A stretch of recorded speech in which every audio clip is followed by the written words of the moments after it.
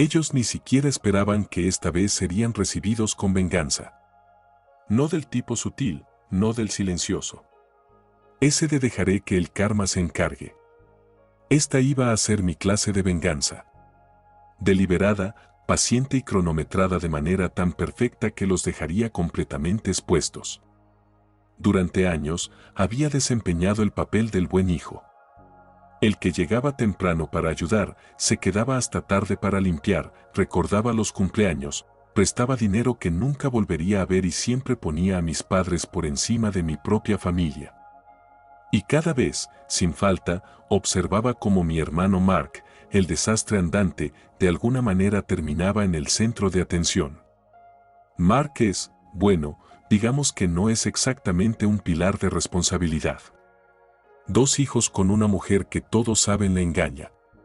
Un historial de saltar de trabajo en trabajo que más bien parece evaporación de empleos y una habilidad especial para encontrar las peores decisiones financieras en el peor momento posible.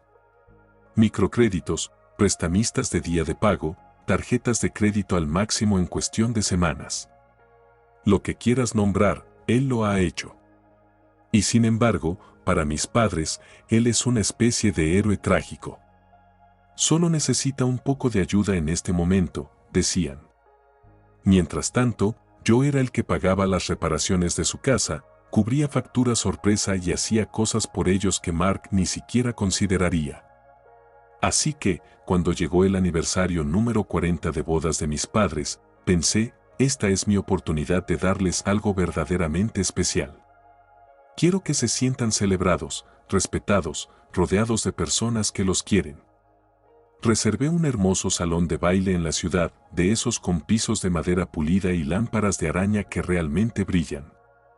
Contraté un cuarteto de cuerdas para la hora del cóctel, un catering con un menú capaz de hacer que cualquiera olvidara la dieta y una barra libre abastecida con el whisky favorito de mi padre. Incluso encargué un pastel de 3 pisos de una pastelería que se reserva con meses de anticipación. El total, $8.100 y cada centavo salió de mí. Mi esposa y yo acordamos recortar este año. Nada de grandes vacaciones, menos pequeños lujos, porque queríamos que esa noche fuera perfecta para ellos. Entonces, una semana antes del gran día, llamó Mark. En el momento en que vi su nombre, supe que nada bueno venía. Nunca llama a menos que haya drama. Y, efectivamente, no perdió tiempo. Necesitamos que esto sea solo para familia cercana, dijo. Le pregunté qué quería decir, pensando que tal vez recortáramos a unas cuantas personas que apenas los conocían. Pero no, su versión de familia cercana era literalmente solo nosotros, yo, mi esposa, nuestro hijo, él, su novia, sus hijos y nuestros padres. Nada de amigos de toda la vida, ni primos, ni vecinos que habían sido parte de nuestras vidas desde que éramos niños. Solo nosotros en una pequeña burbuja. Antes de que pudiera decir algo, mi teléfono volvió a sonar. Un mensaje de mamá. 4 palabras, no armes un lío. Fue entonces cuando algo cambió en mí. Pensé en todas las veces que me habían hecho a un lado por Mark, en todas las veces que habían excusado sus errores mientras esperaban que yo manejara los míos en silencio. Y me di cuenta de que esta era la oportunidad perfecta para cambiar el guión. Así que no discutí. No expliqué lo que me costaría cancelar todo. No mencioné que el pastel ya estaba pagado, ni que el catering había encargado ingredientes especiales para el menú, ni que los músicos habían liberado sus agendas. Simplemente llamé a cada proveedor uno por uno y cancelé. El salón de baile, cancelado. El catering, cancelado. Los músicos, las flores, el pastel, la barra libre, todo cancelado. No lo reemplacé con nada más.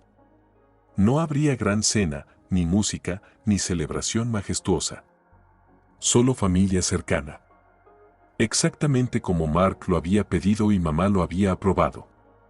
Pero no les conté nada de esto. Quería que se enteraran en tiempo real, cuando ya fuera demasiado tarde para arreglarlo. Y sabía que, cuando llegara el día, el pánico sería delicioso. La mañana del aniversario me desperté sintiéndome extrañamente tranquilo. Sin ansiedad. Sin prisas por comprobar que todo estuviera en orden, porque no había nada que comprobar. Ya lo había reducido todo a cenizas una semana antes. Lo que sentía en su lugar era anticipación, la clase de anticipación que tienes cuando estás a punto de ver caer la primera ficha de dominó en una fila que llevas años colocando. Preparé café, alimenté a nuestro hijo y me senté a la mesa con mi esposa. Ella no preguntó cómo me sentía respecto al día. Sabía exactamente lo que había hecho y por qué. Me había visto año tras año dar más a mis padres de lo que podía permitirme, dinero, tiempo, esfuerzo, mientras ellos canalizaban sus elogios, su atención y su paciencia hacia Mark. Me había visto arreglarles el techo, cubrir sus facturas inesperadas, llevarlos de viaje cuando no podían permitírselo, todo mientras me decían que Mark solo estaba pasando por una mala racha. Cada vez que él arruinaba otro trabajo o se veía envuelto en algún drama. A las 9:02 de la mañana, mi teléfono vibró. Mamá. Lo dejé sonar. 5 minutos después, papá, el mismo trato. Luego Mark, y lo dejé pasar. Los mensajes de voz comenzaron a llegar. Al principio eran ligeros. Mamá preguntando si ya estaba en el salón de baile. Papá preguntando si necesitaba que llevara algo.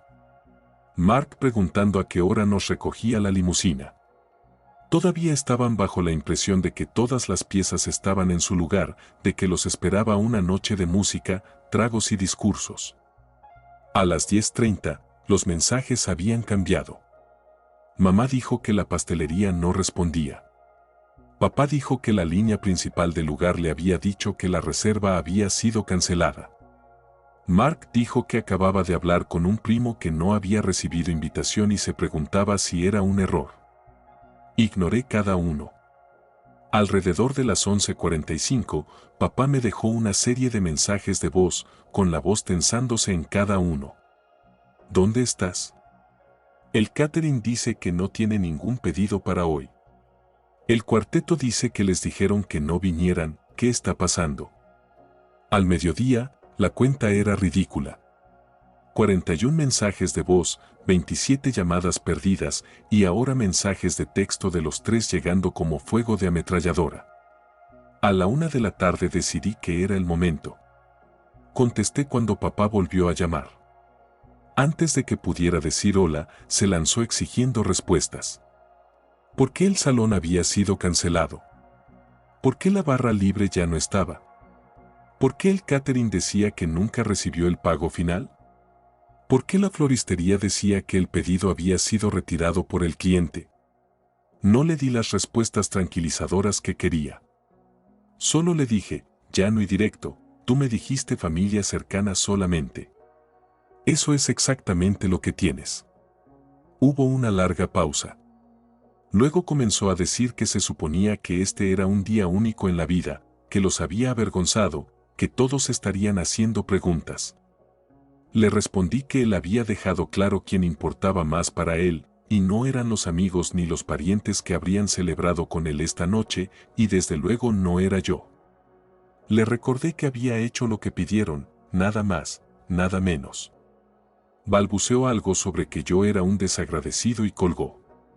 Apenas tuve tiempo de terminar mi café antes de ver su coche detenerse frente a mi casa. Mis padres, con Mark en el asiento del copiloto. Se bajaron del coche antes de que el motor se apagara, dirigiéndose a mi puerta con la clase de energía que solo se ve antes de una explosión familiar. Y supe que esto estaba a punto de ponerse muy interesante. No llegaron como personas que vienen a hablar. Llegaron como personas que vienen a cobrar una deuda. Las llantas del coche de mis padres apenas crujieron al detenerse frente a la casa cuando las puertas se abrieron de golpe. Mi padre ya estaba señalando hacia el porche.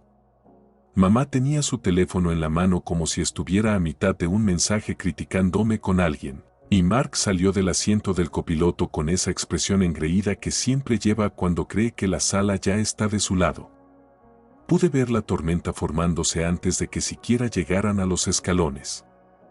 La última vez que vi a mi madre caminar tan rápido fue cuando descubrió que un vecino había aparcado en su lugar en la calle. No llamó a la puerta. Golpeó con el puño 3 veces. Cada una más fuerte que la anterior. Cuando abrí, el calor de afuera entró con ellos junto con esa clase de energía que dice, no estamos aquí para conversar. Estamos aquí para condenar. Mamá empezó directamente con eso. Sus palabras se apilaban una sobre otra tan rápido que era difícil distinguir dónde terminaba una frase y comenzaba la siguiente. Quería saber cómo podía humillarlos de esa manera. ¿Por qué había destruido su gran día? ¿Qué se suponía que debían decirle a la gente cuando preguntaran por la fiesta cancelada? Papá entró justo detrás de ella, con la voz más fuerte, más pesada. Dijo que estaba siendo egoísta, mezquino, que esto no se trataba de mí, que se trataba de la familia.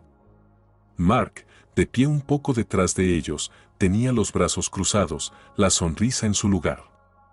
No decía mucho. No tenía que hacerlo. Los dejaba hacer el trabajo mientras él permanecía ahí como el príncipe mimado observando a sus guardias disciplinar a un sirviente. Les dije con calma que habían recibido exactamente lo que habían pedido. Familia cercana únicamente. Lo entregué a la perfección. Eso no les cayó bien. Comenzaron a dar vueltas. Mamá afirmó que familia cercana nunca se había entendido de manera literal. Papá dijo que se daba por hecho que yo aún haría que la noche fuera especial. Mark finalmente habló, dejando caer su pequeña joya engreída. Un verdadero hijo habría encontrado la manera de hacerlo funcionar. Esa me hizo reír. Una risa aguda, no planeada. No porque fuera gracioso, sino porque era una locura escucharlo a él, de todas las personas, darme una lección sobre ser un verdadero hijo. Este era el mismo hombre que había dejado que mis padres lo rescataran de prestamistas usureros mientras yo cubría los costos de la reparación de su techo. Y entonces, desde la cocina, la voz de mi esposa cortó todo.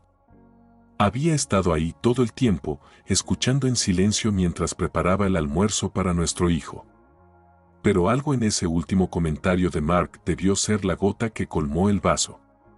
Se colocó en el umbral junto a mí, con los brazos cruzados, los ojos fijos en mis padres y en Mark, como si estuviera a punto de leer un veredicto. No se contuvo. Les dijo cuántas veces yo los había puesto por delante de mi propia esposa y mi hijo. Cuántas veces dejé todo para ayudarlos mientras Mark andaba creando nuevos problemas. Cuántas vacaciones, fines de semana y metas de ahorro habíamos sacrificado solo para que ellos pudieran tener cosas que no necesitaban. Y como nunca les pedí nada a cambio. Después arremetió contra el doble estándar. Como Mark podía hacer lo mínimo, tropezar de desastre en desastre y aún así ser tratado como el que valía la pena proteger. Como sus 2 hijos eran tratados como oro mientras nuestro hijo era una idea secundaria en los eventos familiares. Señaló que este aniversario arruinado no era nada comparado con los años de trato desigual que yo había soportado. No gritó. No lloró. Simplemente siguió, afilada y clara, hasta que los 3 se quedaron allí en completo silencio. Y entonces lo terminó. Pueden irse ahora. No se apartó. No lo hizo educado.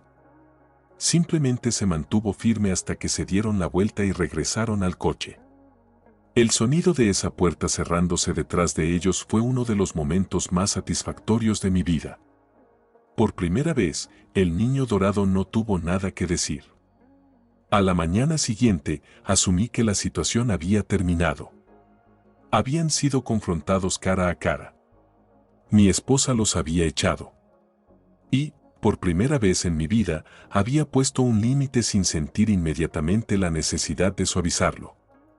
Pensé que tendría al menos una semana de silencio antes de que intentaran algo de nuevo. A las 10:15, escuché neumáticos sobre la grava afuera. Mi estómago se hundió un poco cuando miré por la ventana. El coche de mis padres, sin Mark. Eso ya se sentía raro. En nuestra familia, cada vez que había un conflicto que me involucraba, Mark solía estar pegado a ellos como un abogado contratado, asegurándose de que la verdad fuera contada, lo cual siempre significaba convertirme en el villano. Abrí la puerta, pero no me moví para dejarlos entrar. Mi mamá ni siquiera esperó a que dijera hola. Comenzó a hablar rápido, como si tuviera una ventana de tiempo limitada para dar su versión de los hechos antes de que yo le cerrara la puerta en la cara. Habían estado pensando en las cosas y querían que escuchara a su lado.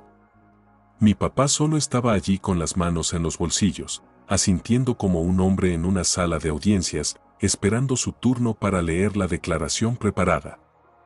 La historia iba así: Mark no estaba bien. No solo en una mala racha, sino realmente mal. Dijeron que se había metido en problemas con dinero, microcréditos, una tarjeta de crédito en cobranza, algo sobre un préstamo privado que con mucho cuidado no querían explicar. Según ellos, esa era la verdadera razón por la que querían que el aniversario se mantuviera pequeño, para que no hubiera demasiadas miradas o preguntas incómodas si Mark aparecía con aspecto preocupado o si la gente notaba que no había comprado un regalo. Luego mi mamá cambió de enfoque e intentó el ángulo sentimental. Pero incluso con todo eso, dijo, aún así, habría sido lindo ver a todos juntos. Después de todo, la familia es lo que importa. Esa frase casi me hizo reír. Si la familia realmente importara para ellos, no habrían pasado los últimos 20 años mostrándome exactamente en qué lugar de la lista estaba.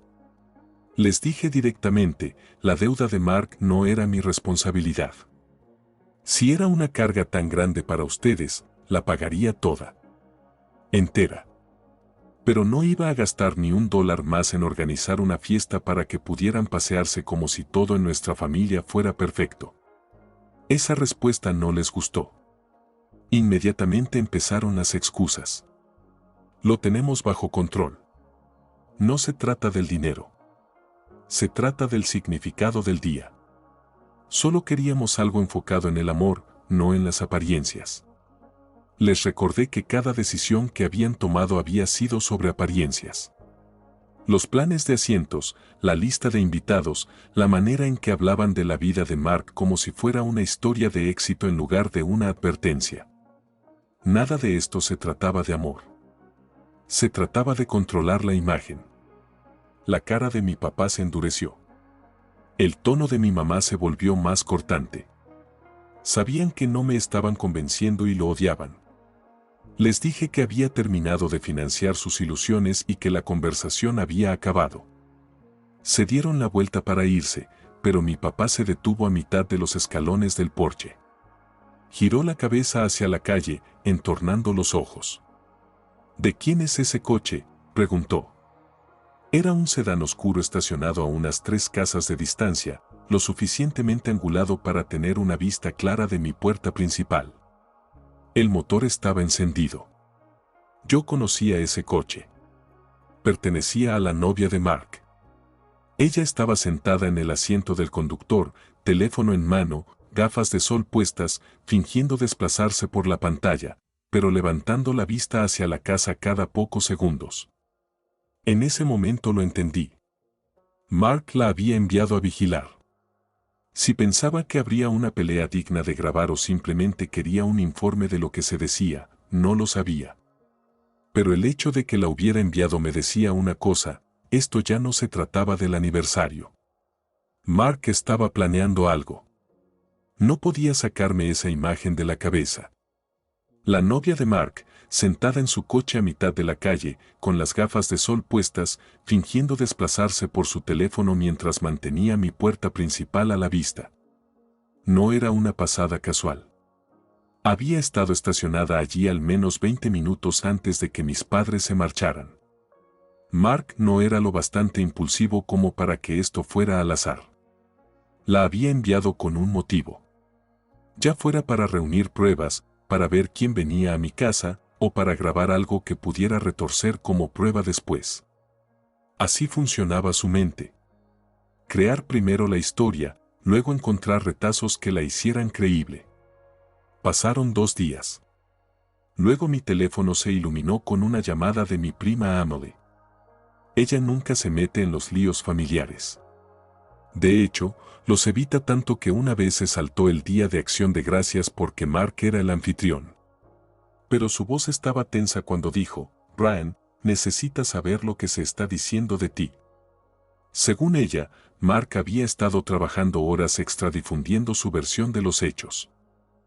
En su historia, yo había robado el dinero de mis padres para el aniversario, cancelado todo en el último minuto por celos y los había humillado a propósito porque nunca soporté estar en su sombra.